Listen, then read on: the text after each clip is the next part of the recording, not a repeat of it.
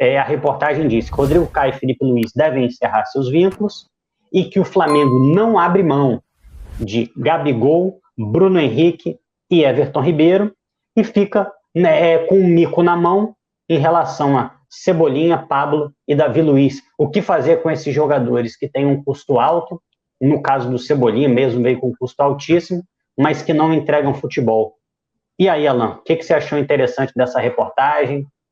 Rodrigo Caio e Felipe Luiz provavelmente fora, Gabigol, Bruno Henrique, Everton Ribeiro, renovação. É tudo muito complexo, né, Rafa? Porque pararam as negociações com o Gabigol. Porque parece que o momento não é positivo, o Marco Braz não fala com o Gabigol não fala com o Marco Braz, e agora nessa matéria dele ele afirma que o Gabigol é imprescindível. Né? Já estão tentando trabalhar de forma antecipada uma renovação do Gabigol, de forma precoce, tendo outros jogadores de suma importância, como é o caso do Bruno Henrique, tendo ali sua renovação só ao término do contrato. Hoje eu fui, né, questionado no Twitter por uma das pessoas que, né, lá estão, não conheço, né, com relação ao que eu gostaria que a diretoria fizesse com relação ao Bruno Henrique. Eu entendo que tinha um risco, nós precisávamos ver o Bruno Henrique voltar. Só que o Bruno Henrique já tinha dado indícios e já nos deu há muito mais tempo do que agora para a gente poder falar de uma renovação com o Bruno Henrique, que foi congelada porque o tempo de contrato não agradou o jogador. Pelo que a matéria consegue nos trazer algumas outras matérias. Então, esse é meu posicionamento. Alguns jogadores eu entendo que tem que encerrar o ciclo.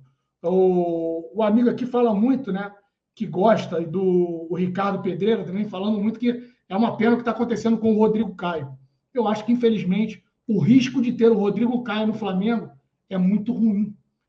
O custo-benefício do Rodrigo Caio é baixo. Alan, ele pode surpreender como fez em 2019. Vou falar para você, Rodrigo Caio, para mim, é craque. Se ele volta à sua melhor forma, ele sobra no Brasil. Facilmente se transformaria no melhor zagueiro atuando em solo brasileiro. Só que o Rodrigo Caio tem um problema, né, de repetição muito grande de lesões, o que impossibilita ele que consiga, né, ter uma sequência e fazer, né, muitos jogos. E, consequentemente, o que ele pode entregar e retornar o investimento que é feito, que é o seu salário, é muito abaixo. Então, eu adoro o respeito, acho ele um excelente profissional, um cara muito, muito dedicado, mas, infelizmente, na sua carreira, ele acaba convivendo com esse número elevado de lesões, me faria acreditar que não é para ficar.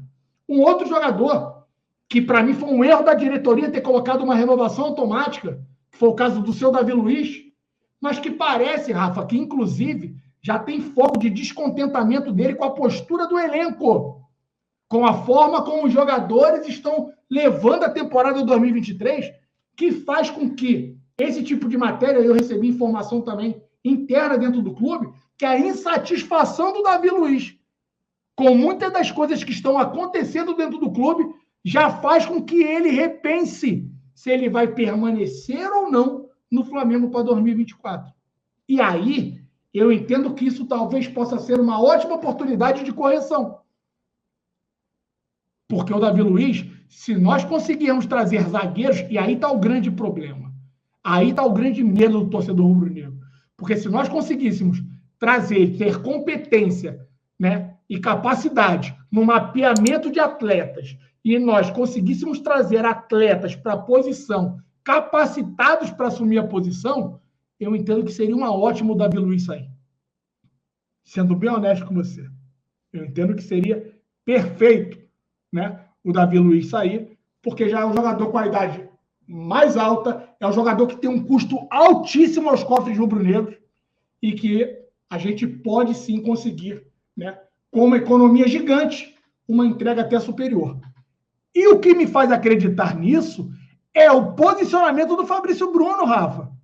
E ele não está errado. Não tem como o Davi Luiz, que está na reserva, fazer 10 jogos, 20, o Fabrício Bruno fazer 50 jogos, 40, e ele ganhar 200 e o cara está ganhando 1,5 milhão. O cara não vai aceitar.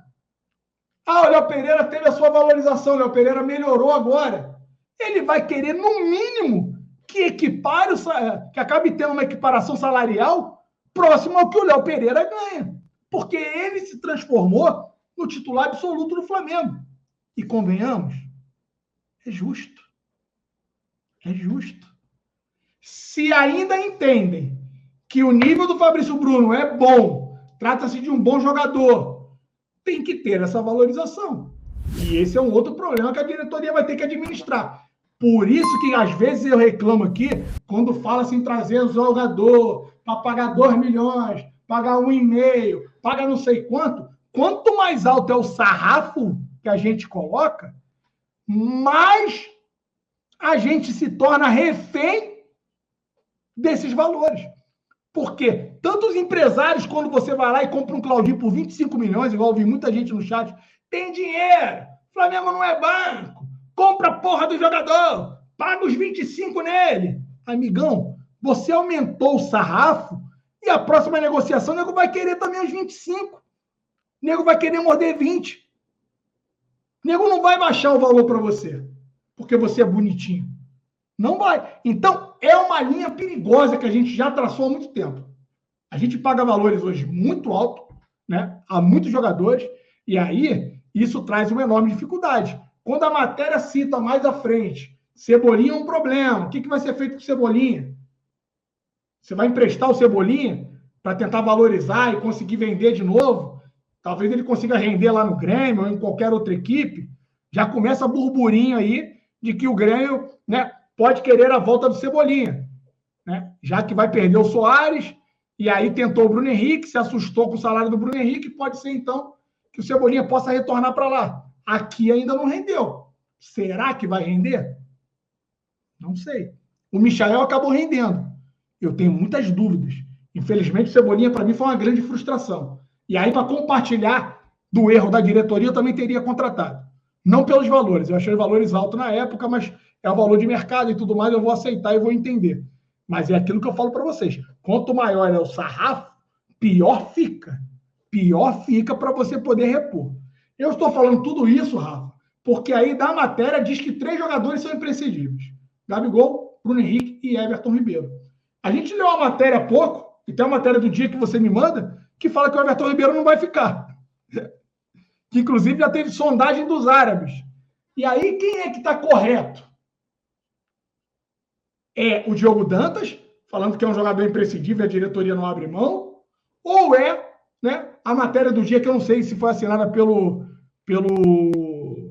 seu Vene Casagrande, né? Eu não sei quem assinou a matéria do dia. Então, ainda tem muito desencontro de informação. Eu acho que esse rebuliço vai ser ainda maior ao final da Copa do Brasil. Não vou esperar o fim do Brasileiro, tenho certeza.